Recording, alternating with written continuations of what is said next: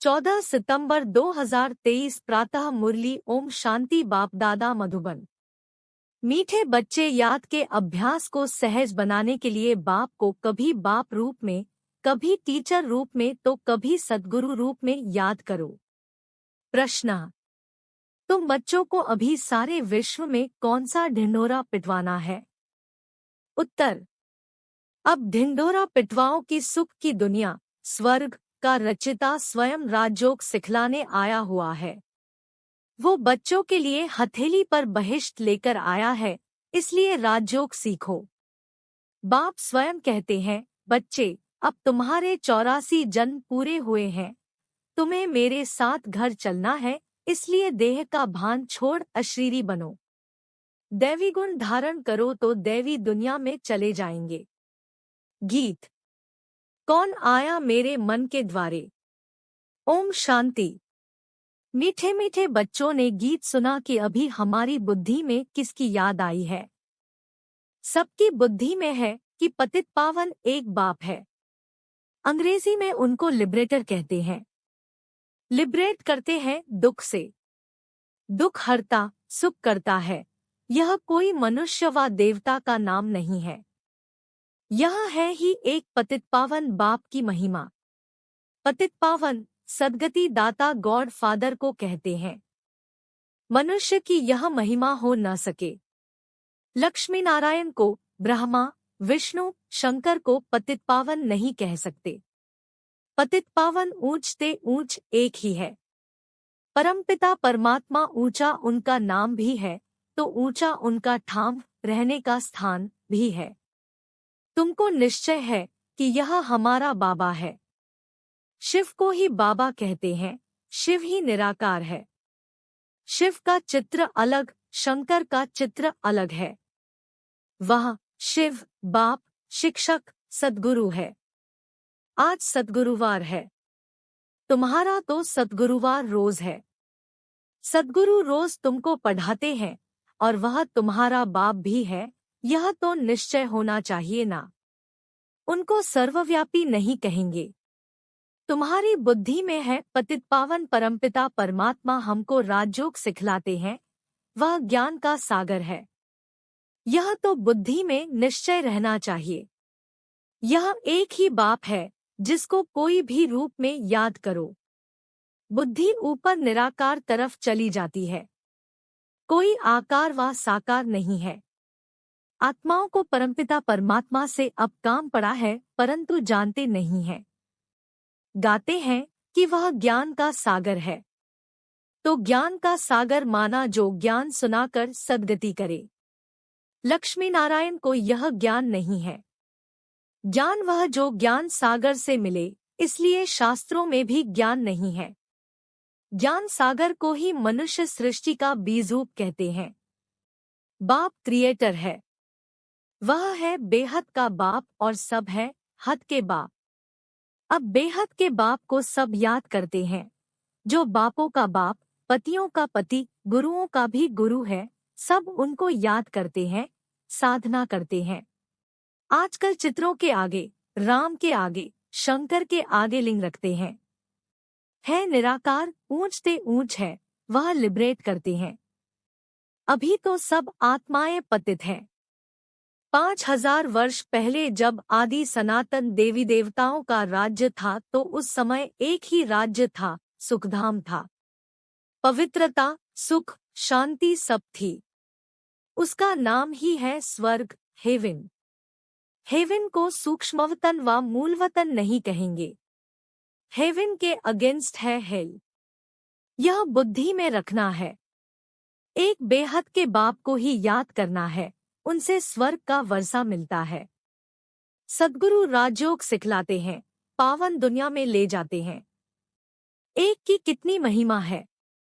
लक्ष्मी नारायण को यह महिमा नहीं दे सकते। एक ही निराकार बाप है। आत्माएं भी निराकार है, जब शरीर से अलग है। बाप कहते हैं, तुम अपना शरीर लेकर पाट बजाते हो। तुम कितने जन्म पाट बजाते हो यह भी जानते हो। ब्रह्मा का भी चोला है। सूक्ष्मवतन में भी चोला है। शरीर तो है ना। कहेंगे उनमें भी आत्मा है। ब्रह्मा, विष्णु, शंकर को भी सूक्ष्म शरीर है। मुझे कहते हैं निराकार। बच्चों को समझाया है, कोई को भी बोलो तुमको दो बाप है, तुम्हारे बाप को भी दो बाप है। सब उस बेहद के बाप को याद करते हैं। लौकिक बाप तो अनेक है, यह बेहद का बाप तो एक ही है। बाप भूल जाए तो टीचर याद पड़े, टीचर भूल जाए तो सद्गुरु याद पड़े। बाप समझाते हैं, भारत अभी पतित है। पहले पावन था तो इतनी आत्माएं कहाँ निवास करती होंगी। मुक्तिधाम वानप्रस्थ अवस्था में अर्थात वाणी से परे। मनुष्य बूढ़े होते हैं तो वाणी से परे जाने के लिए गुरु की शरण लेते हैं कि हमको निर्वाण धाम पहुँचावे, परंतु वह पहुँचा नहीं सकते। झाड़ को तो बढ़ना ही है।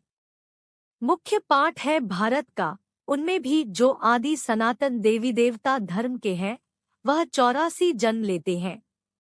आत्मा परमात्मा अलग रहे बहुकाल, तो हिसाब करना चाहिए ना। बहुकाल अर्थात जो पहले पहले इस सृष्टि पर पाठ बजाने आते हैं, बरोबर 84 जन्म उनके ही है। 84 का चक्र ही कहते हैं, 84 लाख का चक्र नहीं कहते। तुम बच्चों को 84 का चक्र समझाया गया है, आगे नहीं जानते थे। इनसे पूछेंगे तो इनकी आत्मा भी जानती है ना। दो आत्माओं का राज भी समझाया है। दूसरी आत्मा प्रवेश कर सकती है, अशुद्ध आत्मा का भी प्रवेश हो सकता है, तो परमपिता परमात्मा भी आ सकते हैं। बाकी कहते हैं मैं निराकार न आऊं तो राजयोग कैसे सिखलाऊं। मुझे ही ज्ञान सागर कहते हैं, मनुष्य स्वर्ग की स्थापना तो नहीं करेंगे ना। बाप को ही कहा जाता है हेवनली गॉड फादर। वैकुंठ की राजधानी है, एक तो नहीं है ना। श्री कृष्ण है नंबर 1 प्रिंस, सतो प्रधान। सतो प्रधान को ही महात्मा कहा जाता है। अकेले को कुमार कुमारी कहा जाता है। कुमारी का मान बहुत होता है। सगाई हो गई फिर भले पवित्र रहते हैं, फिर भी युगल तो हो गए ना। फिर कुमारी का नाम बदल जाता है, फिर माता पिता बन जाते हैं। बच्चा पैदा हुआ तब कहेंगे माता पिता, शादी के बाद समझेंगे यह माता पिता है, अंडरस्टूड है कि संतान भी होगी। फिर उनको कुमार कुमारी नहीं कहेंगे। तुम बच्चे जानते हो अभी श्री कृष्णपुरी स्थापन हो रही है, वहां एक ही देवी देवता धर्म है। बाकी हर एक धर्म का शास्त्र भी अलग अलग होता है। कहते हैं फलाने का धर्मशास्त्र यह है, हम फलाने धर्म अथवा मठ में जाते हैं। आत्माओं को आकर अपना पाठ बजाना है। कोई से पूछो गुरु नानक फिर कब आएगा, वह तो कह देते ज्योति ज्योत समाया। तो क्या उनको फिर आना नहीं है। सृष्टि चक्र कैसे रिपीट होगा। गुरु नानक की जब सोल आई तो उनके पिछाड़ी सिख धर्म वाले आते जाते हैं। अभी तो देखो कितने हो गए हैं, फिर भी रिपीट करेंगे ना। बताओ फिर कब आएंगे, तो बता नहीं सकेंगे। तुम कहेंगे यह तो 5000 वर्ष का चक्र है। गुरु नानक को 500 वर्ष हुए, फिर 4500 वर्ष के बाद आकर सिख धर्म स्थापन करेंगे। हम आदि सनातन देवी देवता धर्म स्थापन करते हैं, फिर और भी नंबरवार आकर धर्म स्थापन करेंगे। कोई कोई बच्चे कहते हैं हमारी बुद्धि में इतना नहीं बैठता है। अच्छा, थोड़ी बात तो बैठती है ना। भक्तों का भगवान बाप एक ठहरा, कहाँ भी जाता है पाप आत्मा पुण्य आत्मा। परमात्मा तो किसको कहाँ नहीं जाता। ऐसे नहीं आत्मा जाकर परमात्मा बनेगी। जैसे मिसाल देते हैं बुद्बुदा सागर में लीन हो जाएगा। कोई कहेंगे पार निर्वाण गया, जैसे बुद्ध के लिए कहते हैं। कोई फिर कहते ज्योति ज्योत समाया। अब राइट कौन। पार निर्वाण तो ठीक है, आत्मा भी निराकार है। निराकारी दुनिया में रहती है। सूक्ष्मवतन में है मूवी। वह भी जैसे वहाँ की एक भाषा है जो वहाँ वह समझते हैं, समझकर डायरेक्शन ले आते हैं। यह भी वंडरफुल बात है ना। मूवी, टॉकी और साइलेंस 3 है। पहले मूवी के बाइस्कोप भी थे, फिर उनसे किसको मजा नहीं आया तो टॉकी कर दिया। सूक्ष्मवतन में सिर्फ ब्रह्मा, विष्णु, शंकर है। समझाया जाता है ऊंच ते ऊंच है परमपिता परमात्मा जो साइलेंस वर्ल्ड में रहते हैं। हम आत्माएं भी वहां रहती हैं। पतित पावन एक ही सद्गुरु है। सर्व का सद्गति दाता वही है। बाकी भला कोई अपने को गुरु कहलाए, ऋषि कहलाए, महात्मा कहलाए, परंतु है सब भक्त। पावन बनाने वाले को जानते ही नहीं। कहते हैं परमात्मा सबको कब्र से निकाल ले जाते हैं। देखते भी हो यह वही महाभारी महाभारत लड़ाई है। तुम सतयुग के लिए राजयोग सीख रहे हो। विनाश के बाद फिर सतयुग के गेट खुलते हैं। बाप ने समझाया है इस समय तुम बाप से राजयोग सीखते हो। तुम योगबल से राज्य लेते हो। यह है नॉन वायोलेंस। कोई भी यह नहीं जानते हैं कि नॉन वायोलेंस किसको कहा जाता है। काम कटारी भी नहीं चलानी है।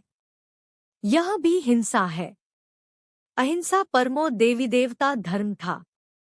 विकारों के कारण ही तुमने आदि मध्य अंत दुख पाया है। वहाँ है ही निर्विकारी दुनिया जिस कारण आदि मध्य अंत दुख नहीं होता है। वह है अमरलोक, यह है मृत्युलोक। मृत्युलोक में बैठ कथा सुनाते हैं अमरलोक में जाने लिए। बाप कहते हैं मैं त्रिकालदर्शी हूँ। तुमको भी त्रिकालदर्शी त्रिनेत्री बनाता हूँ, अर्थात तीनों लोकों तीनों कालों को जानने वाले। यह भगवान की महिमा है। तुम बच्चों को आप समान बनाकर साथ ले जाते हैं। ज्ञान सागर के बच्चे तुम भी मास्टर ज्ञान सागर बन जाते हो। बाप कहते हैं मैं मनुष्य सृष्टि का बीज रूप चैतन्य नॉलेजफुल हूँ।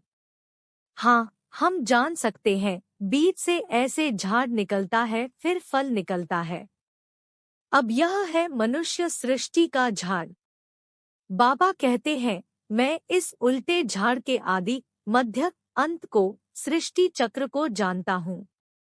मनुष्य कहते भी है परमात्मा सत है, चैतन्य है, आनंद का सागर है, सुख का सागर है, तो उनसे जरूर वर्षा मिलना चाहिए। तुम मुझ अपने बाप से वर्षा ले रहे हो। तुम 21 जन्मों के लिए पावन बन जाएंगे। मैं एवर पावन हूँ। तुमको तो पाठ बजाना है। इस समय सिर्फ तुम्हारी चढ़ती कला है। तुम मास्टर ज्ञान सागर बन जाते हो। फिर सतयुग से लेकर तुम्हारी कलाएं कमती होती जाएंगी। चढ़कर फिर उतरना ही है। अभी तुम बच्चे बेहद के बाप से बेहद का वर्षा लेते हो। बहुत सर्विस करते हो। बाप है पतित पावन। तुम शिव शक्ति पांडव सेना हो। पतित दुनिया को पावन दुनिया बनाने में मदद करते हो। तुमको ही वंदे मातरम कहते हैं। पतित को कभी वंदे मातरम नहीं कहेंगे। बाप आकर शक्तिदल द्वारा गुप्त सर्विस कराते हैं।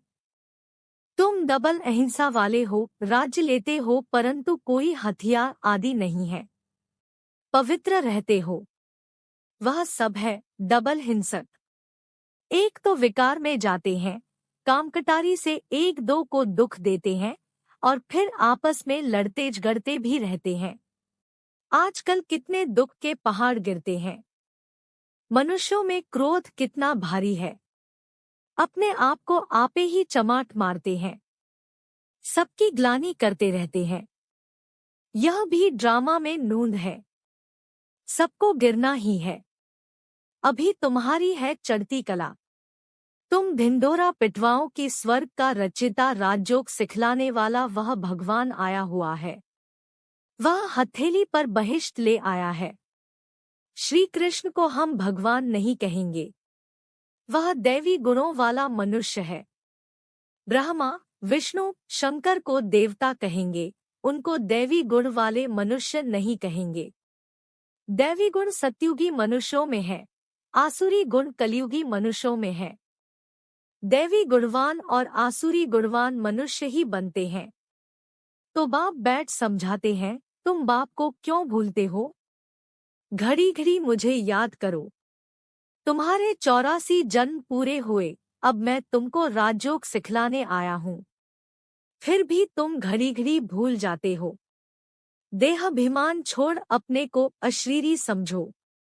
अच्छा, माता पिता बाप दादा का मीठे मीठे सिकीलधे बच्चों प्रति याद प्यार और गुड मॉर्निंग। रूहानी बाप की रूहानी बच्चों को नमस्ते। धारणा के लिए मुख्य सार। 1. बाप समान त्रिकालदर्शी त्रिनेत्री त्रिलोकीनाथ बनना है। बाप की महिमा में स्वयं को मास्टर बनाना है। 2. डबल अहिंसक बनना है। किसी भी विकार के वशीभूत हो हिंसा नहीं करनी है। बाप का मददगार बन सबको पावन बनाने की सेवा करनी है। वरदान। ज्वाला रूप की याद द्वारा स्वयं को परिवर्तन कर ब्राह्मण से फरिश्ता सो देवता भव। जैसे अग्नि में कोई भी चीज डाली जाती है तो नाम रूप गुण सब बदल जाता है। ऐसे जब बाप के याद की लगन की अग्नि में पड़ते हो तो परिवर्तन हो जाते हो। मनुष्य से ब्राह्मण, फिर ब्राह्मण से फरिश्ता सो देवता बन जाते हो। जैसे कच्ची मिट्टी को सांचे में ढालकर आग में डालते हैं तो ईंट बन जाती, ऐसे यह भी परिवर्तन हो जाता, इसलिए याद को ज्वाला रूप कहा जाता है। स्लोगन। शक्तिशाली आत्मा वह है जो जब चाहे तब शीतल स्वरूप और जब चाहे तब ज्वाला रूप धारण कर ले। कृपया आज की मुरली पर लाइक, कमेंट और चैनल को